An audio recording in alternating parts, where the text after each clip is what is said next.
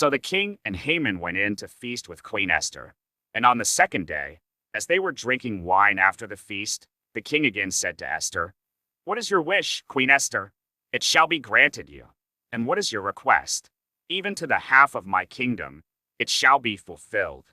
Then Queen Esther answered, "If I have found favor in your sight, O king, and if it please the king, let my life be granted me for my wish, and my people for my request.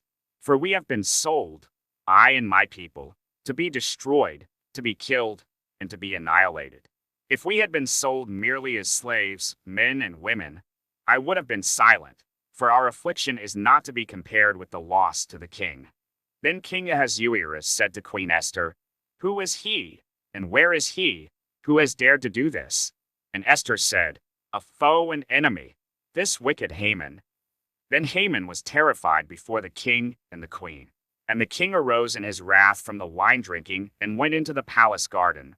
But Haman stayed to beg for his life from Queen Esther, for he saw that harm was determined against him by the king.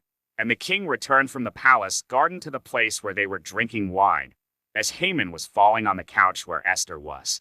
And the king said, "Will he even assault the queen in my presence, in my own house?" As the word left the mouth of the king, they covered Haman's face.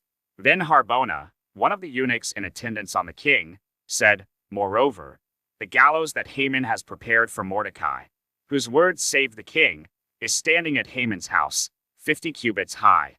And the king said, "Hang him on that." So they hanged Haman on the gallows that he had prepared for Mordecai. Then the wrath of the king abated,